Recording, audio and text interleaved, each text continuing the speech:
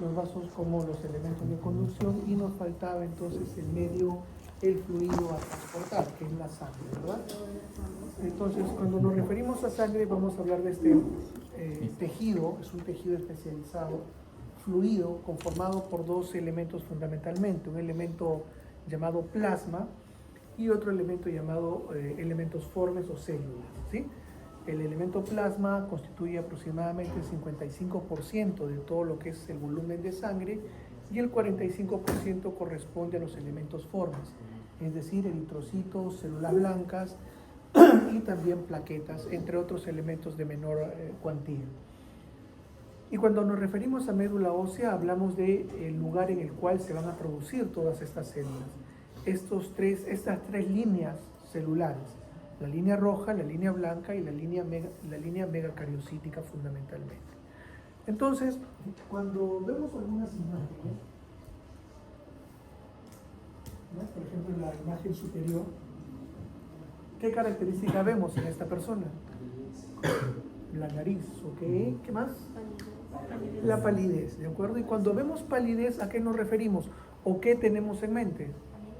Anemia, ¿de acuerdo? Es lo primero que se nos va a pasar en la mente, una anemia. Ahora, decir anemia es algo bastante sencillo. El asunto es qué tipo de anemia, ¿no? Porque hay un sinnúmero de tipos de anemia determinado por cada una de las etapas que tienen que ver con la ingesta de nutrientes, con el transporte de algunas proteínas, con la recepción, con el metabolismo y la inclusión en algunas otras macromoléculas. En fin. Segunda imagen. Aunque es un poquito penoso, lógicamente estamos viendo un caso de leucemia, ¿no? Otro de los elementos también que conforman esta línea, la línea blanca, arriba mismo la línea roja, línea blanca, y aquí, ¿qué estamos viendo?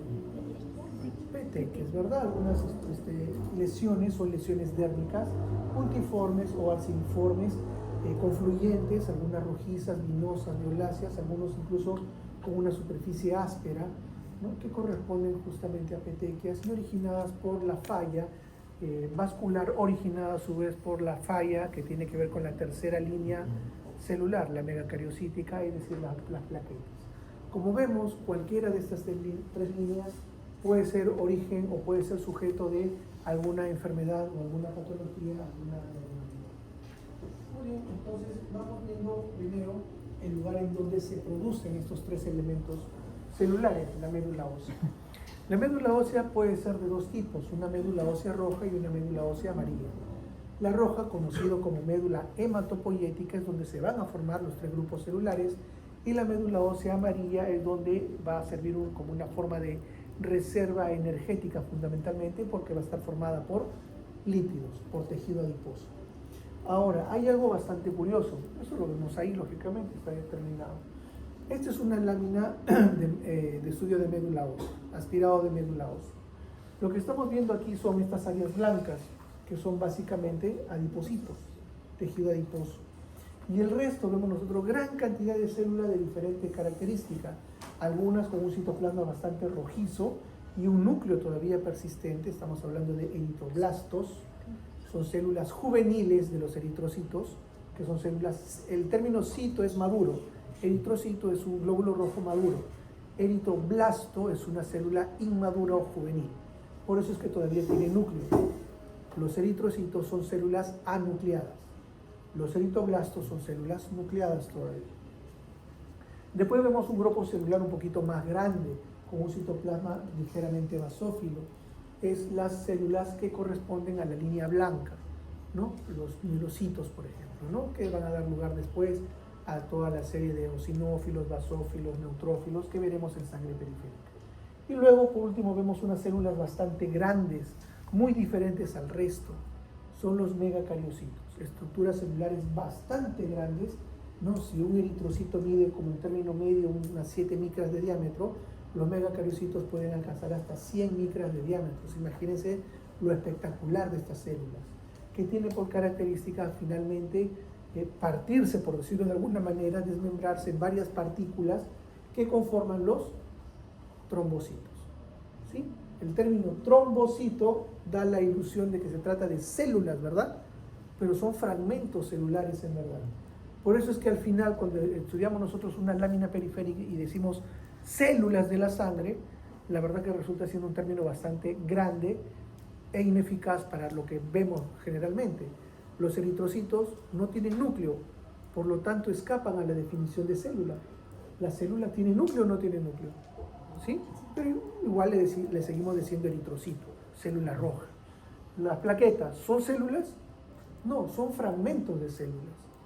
Entonces, literalmente, la única célula sería la línea blanca, ¿no? Los leucocitos. Pero bueno, en fin, todavía por términos generales se toma ese término. Ahora, hay algo muy importante que tengo que decirles. Lo que corresponde a la médula ósea va a estar alojada a nivel de los huesos, fundamentalmente en huesos largos, ¿verdad? Aquellos que tienen dos epífisis y una diáfisis. A nivel de la epífisis es donde se va a alojar el hueso esponjoso, formado por estípulas y trabéculas fundamentalmente. Y en medio de esos espacios trabeculares va a haber un poco de estroma de lo que es el tejido de la médula ósea. Estos espacios, ¿no?, están localizados fundamentalmente a nivel de las epífisis, donde va a proliferar, digamos, las células hematopoyéticas. Sin embargo, dentro de todo este sistema de células existen también células estromales, es decir, aquellas que van a contener al resto de células hematopoyéticas, y va a haber células reticulares. Esas células reticulares, poco a poco, conforme va avanzando la edad, van siendo llenados, digamos, por lípido, de manera que la grasa, los lípidos, finalmente van a ir desplazando a las células hematopoyéticas. De tal manera que esto se conoce como celularidad. ¿Qué quiere decir eso? Vamos a suponer que esto es un espacio trabecular, toda esta lámina, un espacio trabecular. ¿En qué consiste la celularidad? La celularidad es el porcentaje de células hematopoyéticas en relación a las células adiposas. Supongamos, vamos a hacer esa fracción mental en la cual nos vamos a tratar de unir todos los espacios blancos en un solo lado, ¿sí? Mentalmente hagámoslo. Todo lo blanco lo ponemos a un lado y todo lo rosadito y moradito lo llevamos a otro lado. Si comparamos esas dos áreas, blancas y rosaditas moraditas, ¿cómo sería más o menos el porcentaje? Si toda esta lámina es 100%, ¿cuánto correspondería el área blanca? ¿Y cuánto al área moradita? Más o menos. Área blanca, no más de 35-40%, ¿verdad? Vamos a darle, por términos exactos, 40%. Y lo moradito, lo rosadito, las células hematopoyéticas, 60%. Muy bien, ¿en qué consiste esto de hallar la celularidad? Voy a ponerme como caso. ¿De acuerdo? Yo tengo 49 años. Mi celularidad va a estar representada por el número 100, le voy a restar yo la edad. Es decir, la celularidad que yo debería encontrar en mi médula ósea sería 100 menos 49, es decir, 51%. Supongamos que esta es mi lámina. Esto es un estudio que me están haciendo a mí. ¿Qué celularidad se encontró? ¿Cuánto me dijeron que había acá de celularidad? 60%.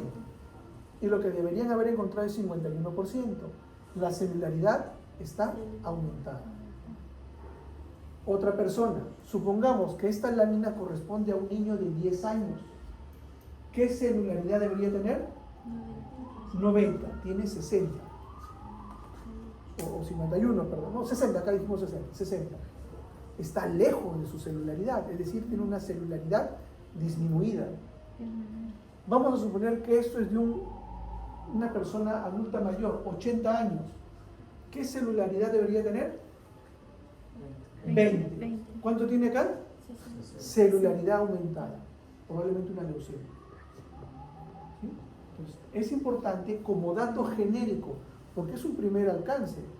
Un estudio de médula solamente estoy viendo algo porcentual y de acuerdo a mi visión.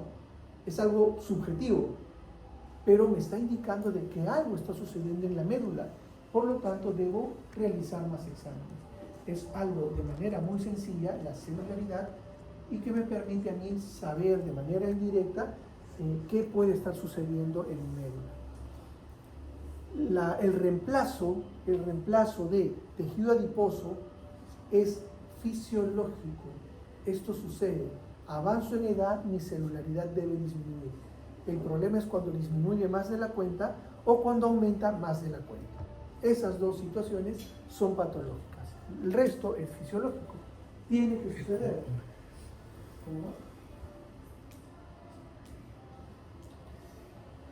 Entonces la médula ósea tiene dos componentes fundamentales. La población celular que es muy heterogénea, que va a estar ubicada en el compartimento celular y en donde vamos a encontrar islotes de células, es decir, islotes, grupos de células que tienen que ver con la proliferación de células de la línea roja, islotes de células que tienen que ver con la celularidad de la línea blanca y la línea megacariocita.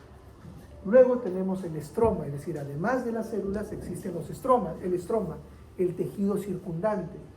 Va a tener un compartimento vascular en donde vamos a encontrar arterias, venas y sinusoides, capilares sinusoidales, y una red de fibras reticulares y también células reticulares, que son las que van a marcar justamente el hecho de que van a ser, digamos, colmadas de tejido adiposo conforme va avanzando la edad. Eso es lo que me va a ir marcando la presencia de tejido adiposo.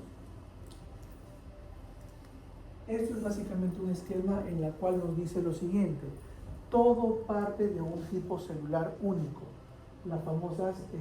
las células stem cell hematopoyéticas. A partir de estas se originan dos líneas fundamentales: las células stem cell mieloides y las stem cell linfoides. Stem cell quiere decir que son células capaces de dar origen a diferentes líneas celulares, tienen esa potencialidad. Y dentro de estas líneas tenemos aquellos formadores de unidades de colonias megacariocíticas, unidades de colonias, aquellas que forman los granulocitos, y así, etcétera, etcétera, ¿no? Eosinofílicos, basófilos, etcétera.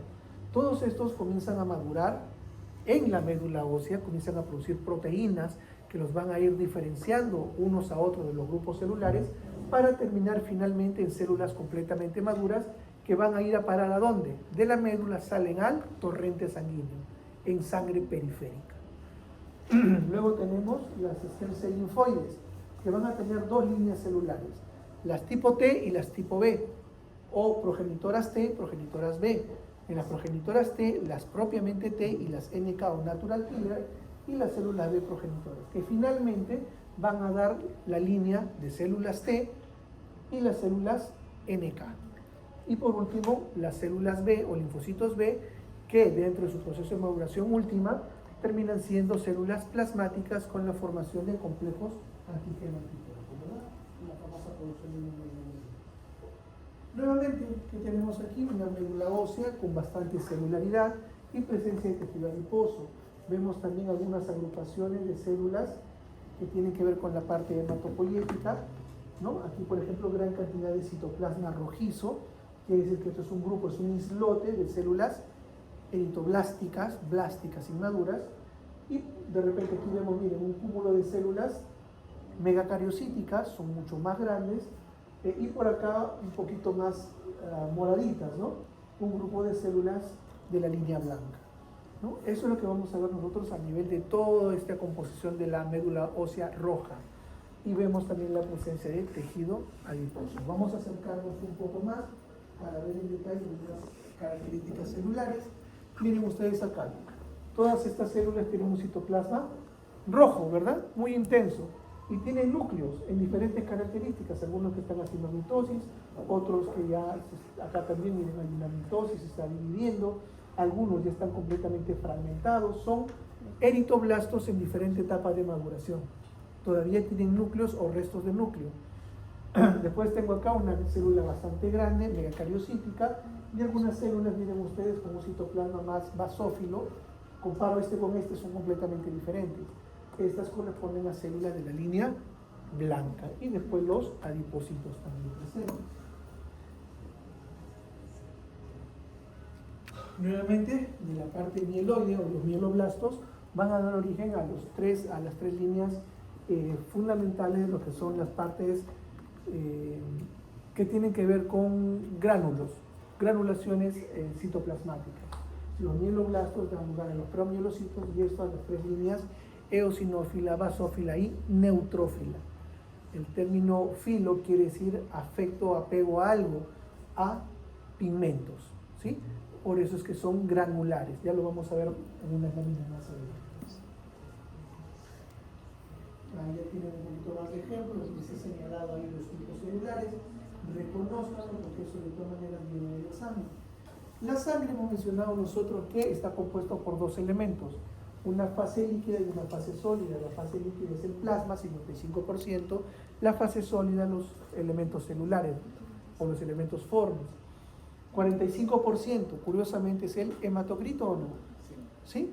Los elementos formes entonces corresponden al hematocrito.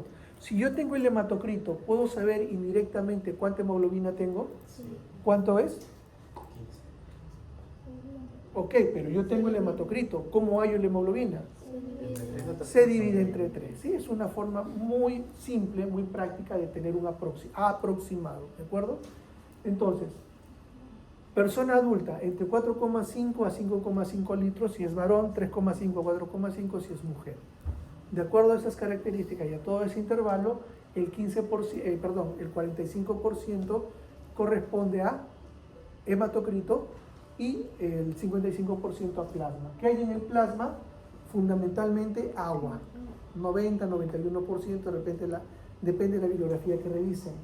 Proteínas, desde un 7 hasta un 9%, dependiendo de la bibliografía que revisen. ¿Qué proteínas hay? Fundamentalmente albúmina, globulinas y fibrinógeno, que tiene que ver con lo que es proceso de coagulación. Y otros solutos como iones, nutrientes, incluso gases disueltos a nivel de la sangre.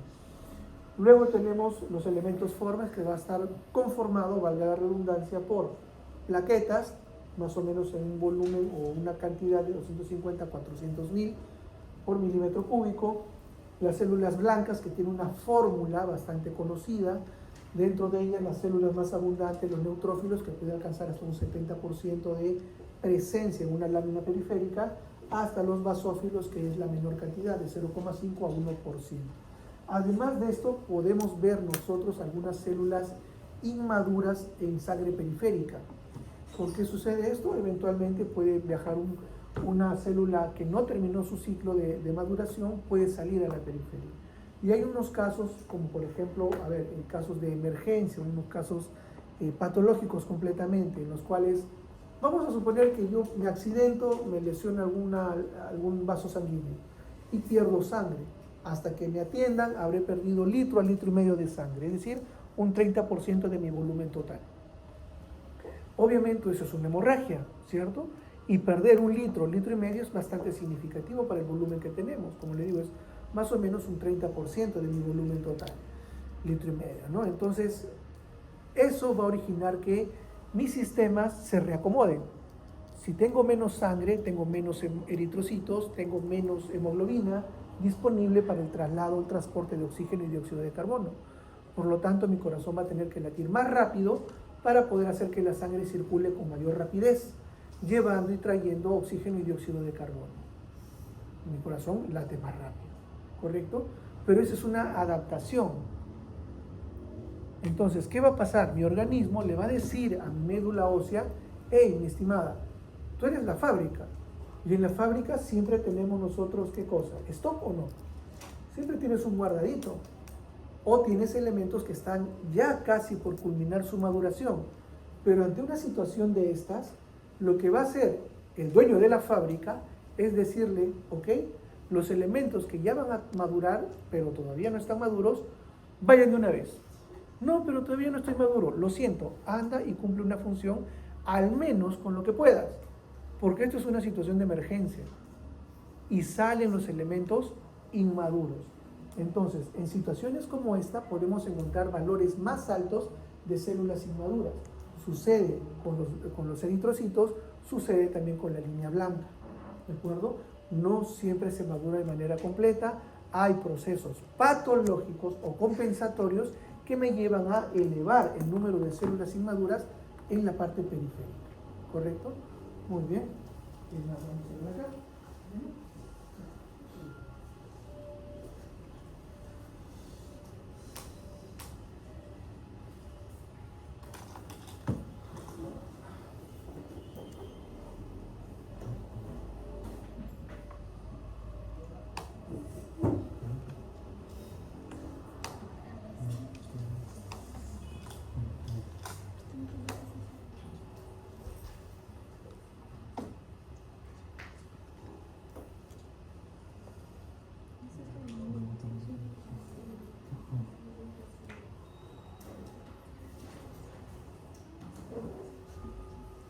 Muy bien, entonces,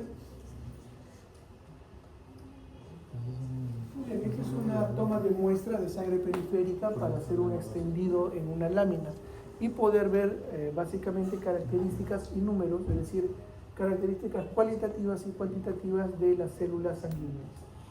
Una gota sobre una lámina portaobjeto y con otra lámina portaobjeto en ángulo agudo desplazamos de manera que distribuimos toda la muestra sobre la lámina. Fijamos con una sustancia de Wright y podemos observar todas las características celulares. Lo primero que vamos a ver, lo más abundante, son los eritrocitos. Son células de aspecto discoide, ¿sí? Parecen un disco si lo vemos desde arriba, y una estructura bicóncava si lo vemos de costado. Como vemos aquí, tiene una coloración más intensa en la periferia y más clara en el centro. ¿Debido a qué? ¿Qué debe ir en el centro de una célula? Su núcleo. ¿El eritrocito tiene núcleo? No, por lo tanto en esa zona es mucho más delgada. Las proteínas se anclan de una manera distinta ante la ausencia del núcleo. Lo rosado es básicamente por acidofilia, el color brillante debido al contenido de hemoglobina. ¿Cuánto mide? 7,5 micras, un promedio de 4.800.000 por milímetro cúbico y nada más, ¿verdad? Entonces, para nosotros el patrón del eritrocito va a ser la medida, digamos, con el cual vamos a comparar el resto de células. De acuerdo a si son más grandes que ¿cuántas veces más? Apenas más grande, 2 veces más grande, 3 veces más grande que un eritrocito. Y eso nos va a ayudar para reconocer las diferentes células en sangre periférica. Muy bien, ¿qué vemos aquí? ¿Sí? Miren, es una población celular bastante homogénea, muy parecidos entre ellas, discoides con un color rosado en la periferia y blanquecino o más claro en la parte central. ¿Y estos elementos que vemos acá qué son? ¿Qué son? Plaquetas, trombocitos, ¿sí? Son fragmentos celulares, como vemos aquí. ¿Correcto? Muy bien. Seguimos. ¿Qué vemos aquí? Eritrocitos, ¿no? Células de tipo discoide. Y aquí, fragmentos, ¿no? De los megacariocitos, plaquetas y trombocitos. Ahora, cuando veamos nosotros y tratemos de reconocer los leucocitos, ahí sí tenemos que tener en claro varios aspectos. Los leucocitos son distintos, hay diferentes familias. Joven. ¿Sí? ¿Me sigue o no? ¿Sí? Ok. Muy bien, entonces, ¿qué tenemos acá? Vamos a diferenciar nosotros a los leucocitos de dos formas fundamentalmente. La primera, apreciando su núcleo, las características de su núcleo. Y segundo, la presencia o no de gránulos que le van a dar una característica tinción. Esos dos aspectos deben ser para nosotros fundamentales para poder diferenciar entre uno y otro tipo de leucocitos. Partamos por lo primero, por la forma de su célula, de su núcleo, perdón. Si tenemos un único núcleo, vamos a hablar de estructuras celulares mononucleares. Un solo núcleo, mononucleares. Si en vez de un solo núcleo, un solo bloque, tengo lóbulos que están unidos o no, 2 o más lóbulos, son polimorfonucleares, ¿correcto? Y dentro de ellos vamos a tener nosotros los neutrófilos, los eosinófilos y los basófilos. Después vamos a entender por qué el término filo, porque son afectos a un tipo de coloración. Pero lo que me interesa a mí son la forma primero de los núcleos. Entonces, si yo tengo un solo núcleo, son los mononucleares. Tengo solamente dos células mononucleares, los linfocitos y los monocitos. ¿Cómo los voy a diferenciar a ellos? El linfocito es más pequeño que el monocito, es más similar a un eritrocito, es ligeramente más pequeño o hasta un 50-60% más grande que un eritrocito. El monocito son 2,5 o 3 veces más grandes que un eritrocito. ¿Qué otra característica? El único núcleo del linfocito es grande y ocupa casi toda la célula. Hay escaso citoplasma alrededor. El monocito tiene un núcleo bastante grande, pero tiene una forma de riñón y tiene también bastante citoplasma. Entonces, ¿puedo confundirme en el caso de los mononucleares el linfocito con el monocito? No, son células completamente distintas, por tamaño, por forma del núcleo, ¿correcto? Vayamos a los lobulados o polimorfonucleares. Tienen 2 o más lóbulos. No, yo estoy afirmando, tienen 2 o más lóbulos.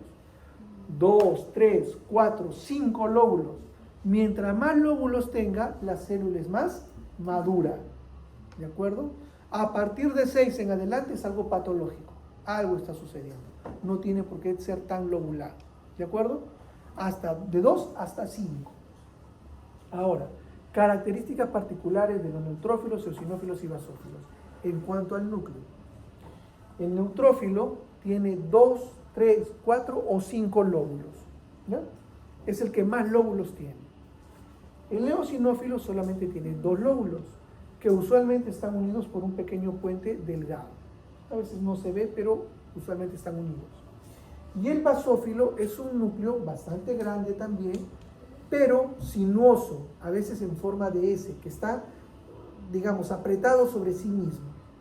A la vez va a estar cubierto por gran cantidad de gránulos, pero esa es otra característica más.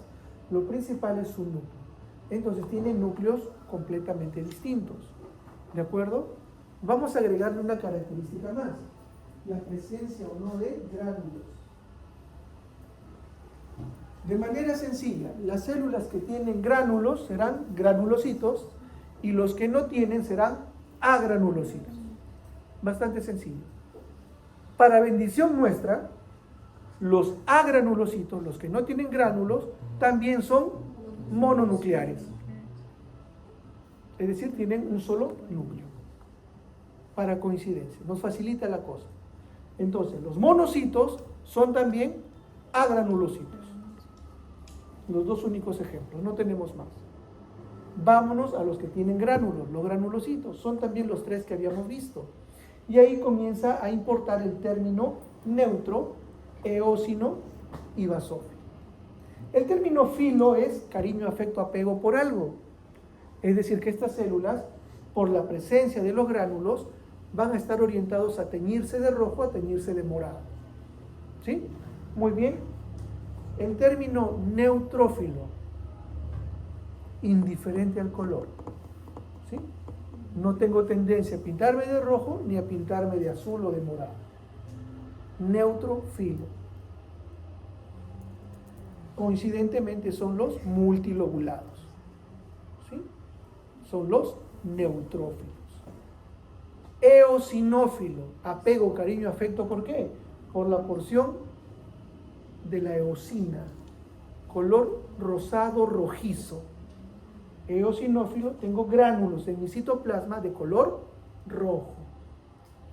Basófilo, lo contrario, tengo gránulos en mi citoplasma que enmascaran casi todo el núcleo. Son abundantes granos de tinción morada, ¿sí? De coloración básica, morado. Basófilo, morado. Entonces, por características de los núcleos, tengo 2 grupos muy diferentes. Por características de la presencia de gránulos, también tengo grupos completamente diferentes. Se aprenden las características básicas y no van a tener problemas para diferenciar uno de otro, pero tienen que aprenderse las características básicas. La forma del núcleo, único, grande, redondeado, definido o forma de riñón, monocitos. Núcleos que tienen forma de lóbulos, más o menos lóbulos, no importa, pero tienen de 2 en adelante, son polimorfonucleares o células núcleos lobulados. ¿Ya? El basófilo tiene una característica peculiar del núcleo, que es en forma de S, sinuoso y grande también. Después, la presencia de gránulos y la ausencia de gránulos. ¿De acuerdo? Muy bien. ¿Qué vemos aquí? Ok, eritrocitos un montón, es lo que más vamos a ver. ¿Qué más vemos? Algunos fragmentos acá que son plaquetas o trombocitos. ¿Y aquí qué veo? ¿Qué veo aquí? Primero, la forma del núcleo es mononuclear o lobulado? Aquí tengo un lóbulo, aquí tengo otro lóbulo, es lobulado. ¿Tiene gránulos o no tiene gránulos? ¿De qué color? Rojo. ¿Qué es? No tengo otra alternativa. ¿Sí? ¿Se dan cuenta? Muy bien, avanzamos. ¿Qué tengo aquí? El núcleo. ¿Qué es? Está correcto, pues vamos paso a paso. ¿Es un solo núcleo o son lóbulos? Un solo núcleo, es decir, es un mono nuclear. ¿Qué alternativas tengo? Linfocito y monocito. ¿Hay citoplasma? Casi no hay citoplasma. Y es del tamaño un poquito más grande que el eritrocito. ¿Qué es? ¿De acuerdo? Ahora aquí, ¿qué tengo? De acuerdo al núcleo multilobulado, es un neutrófilo. Listo. Acá que tengo. Miren el núcleo. Bastante grande, sinuoso. ¿Tiene gránulos o no tiene gránulos? Sí. ¿Qué color tiende a tener esos gránulos? Morado. ¿Qué es? Basófilo. Perfecto. Seguimos. Características de estos tres que hemos detallado. Neutrófilos del 60-70% de los leucocitos. En los frotis de sangre periférica miden entre 9 a 12 micras. Su núcleo lobulado, y estos lóbulos aumentan conforme la célula se va haciendo más madura, de 2 a 5 lóbulos. Por encima de 6 es algo patológico. Eosinófilos, menos del 4% de leucocitos, tienen receptores para inmunoglobulina G, inmunoglobulina E y también para factores del complemento. En un frotis van a medir de 10 a 14 micras, es decir, puede alcanzar un tamaño doble al eritrocito. Su núcleo es bilobulado. Basófilos, menos del 1% de los leucocitos. En el frotis mide de 8 a 10 micras, es ligeramente más grande entonces que un eritrocito. Su núcleo tiene forma de S y está oculto con gránulos. Y tiene receptores para inmunoglobulina E. ¿Qué veo acá? Tiene lóbulos, ¿verdad? 3 lóbulos. ¿Qué es? Un neutrófilo. Y aquí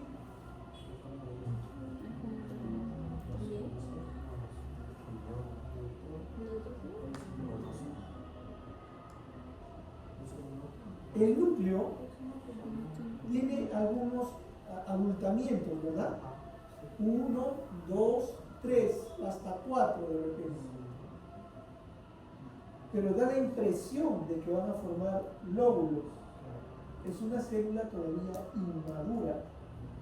Esto es un neutrófilo inmaduro, conocido como neutrófilo en banda. ¿Sí? Es una de las células inmaduras que se fue a la sangre periférica.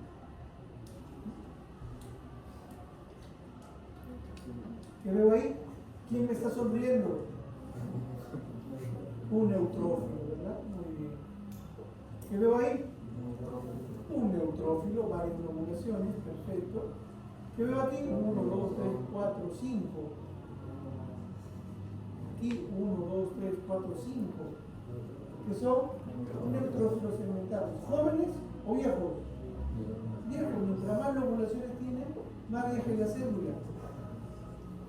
¿Qué veo aquí? Bueno, ya está.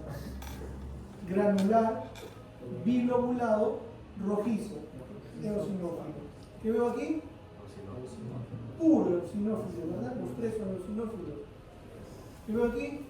Eosinófilo. ¿Qué veo aquí?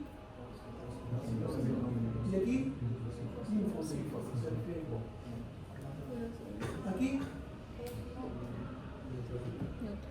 ¿tiene lóbulos o no? Neutrófilo, se acabó. Neutrófilo.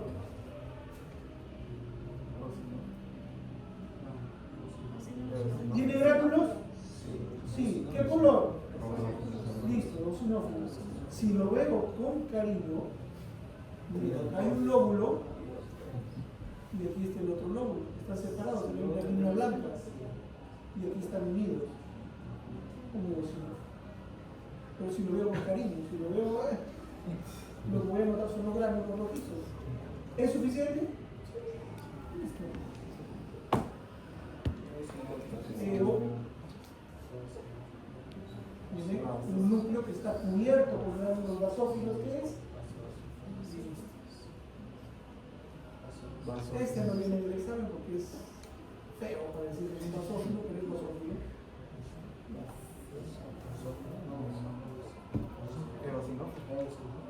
Un núcleo en forma de S sinuoso con gránulos moraditos que lo cubren. ¿Qué es? Basófilo. Aprendan a describir, jóvenes. Aprendan a describir, con eso van a ganar bastante. Tómense ese tiempo. ¿Qué es? Basófilo, ¿no? Un núcleo bastante irregular, ni siquiera se ve del todo porque está cubierto por gránulos basófilos. ¿Qué es? Un basófilo. ¿Qué es? ¿Okay? ¿Qué es? Neutrófilo. ¿Y esto? Neutrófilo es maduro.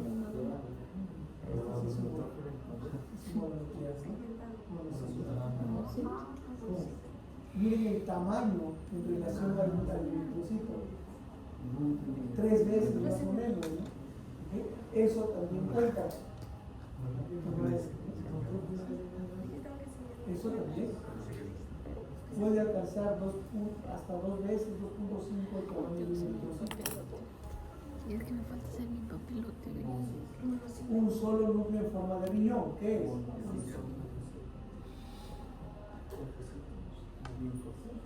Linfocito, ¿verdad? Hay linfocitos pequeños, medianos y grandes, pero es un linfocito.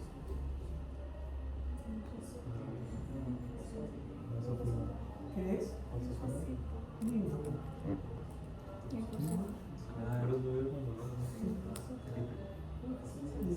Sí, sí me falta, pero estoy matando de la...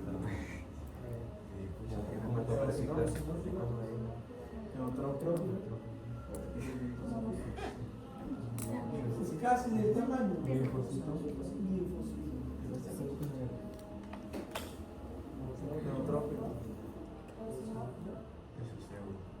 Dilo con certeza. Si te equivocas en grande. Y si aciertas en grande. Hay que arriesgarse. ¿Qué es? Eosinófilo. ¿Y acá?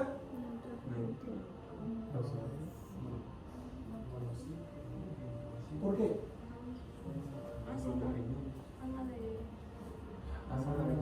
¿Por qué sería un monocito? Un solo núcleo y bien grandazo, correcto. ¿Qué más? ¿Riñón? Ok, es un riñón medio raro, pero ¿tiene gránulos? No tiene. No, es irregular. O es linfocito o es monocito. ¿Qué es? Monocito. Listo.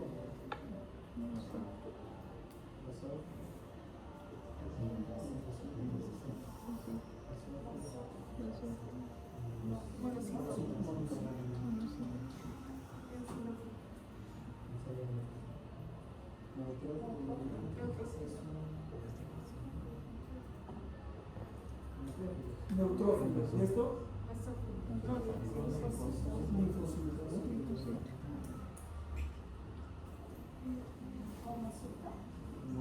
Monocito. Es un riñón. No, es un ¿cómo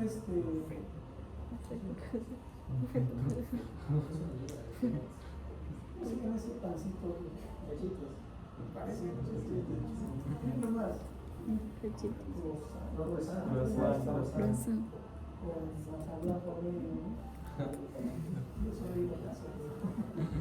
¿Qué veo acá? Neutrófilo acá.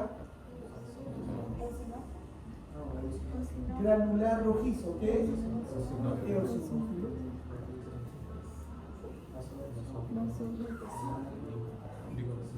Linfocito. Un útero con sus anexos. Plaquetas. Acá ya tienen ustedes la mención de ellos. Y aquí también tenemos otros temas. Al final he puesto aquí un montón de láminas son un montón de verdad. Voy a recortar eso, no lo tomen en cuenta todos para el examen. Si gustan, aprendan, les va a servir, pero de ahí voy a seleccionar unas cuantas y se las voy a volver a pasar. De esas, solamente unas van a ingresar al examen, las más representativas. ¿Qué es lo que yo quiero lograr con esto? Que ustedes aprendan a diferenciar las células de la sangre a nivel periférico. A mí no me sirve el hecho de poner imágenes que parezcan una cosa o parezcan otra. No me interesa eso. Lo que me interesa es que ustedes se vayan sabiendo bien a diferenciar los diferentes tipos celulares que hay en la sangre. Si les voy a poner en el examen estas láminas, van a ser clásicas, muy evidentes, ¿de acuerdo? Pues no van a tener pretextos para decir, me parece esto, me parece lo otro. Pero para que puedan responder, tienen que aprenderse las características fundamentales. Eso sí se los exijo, tienen que leer. ¿Estamos de acuerdo? ¿Sí? Muy bien. ¿Preguntas, jóvenes? Muy bien. Vamos a pasar. Muchas gracias. La próxima semana, examen. Sus trabajos, por favor.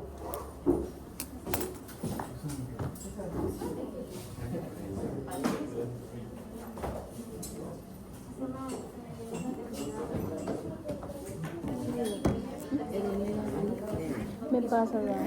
Mira, yo no tengo nada. Me pasa lo mismo. El segundo video que estoy grabando porque se está peleando. Porque el profesor lo tapó. A lo que se graba, ¿qué pasa?